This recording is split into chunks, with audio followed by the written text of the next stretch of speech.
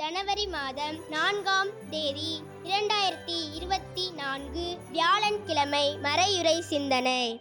வந்து பார், உள்ளொன்றும் புறம் ஒன்றும் இருந்தால் வந்து பார் என்று கூற முடியாது. சொல்லொன்றும் செயலொன்றுமாக இருந்தாலும் கூற முடியாது.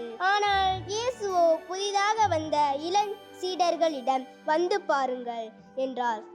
திரு அவைக்கோ, குறுமடங்களுக்கோ, துறவற இல்லங்களுக்கோ வருகிற புதிய உறுப்பினர்களிடம் காது குளிரும் விளம்பர பேச்சுக்களை தவிர்த்து வந்து பாருங்களேன் என்று கூற முடிகிறதா? கோவில்களிலும் துறவற இல்லங்களிலும் பகைமை, ஏற்றத்தாழ்வு, ஜாதி மனப்பான்மை இவைகளை வைத்து கொண்டு வந்து பார் என்று எப்படி கூறுவது? எனவே நம் மனதில் கசடுகளை அகற்றாமல் அறவாழ்வு வளராது என்பதை உணர்ந்து வாழ முன்வருவோம்.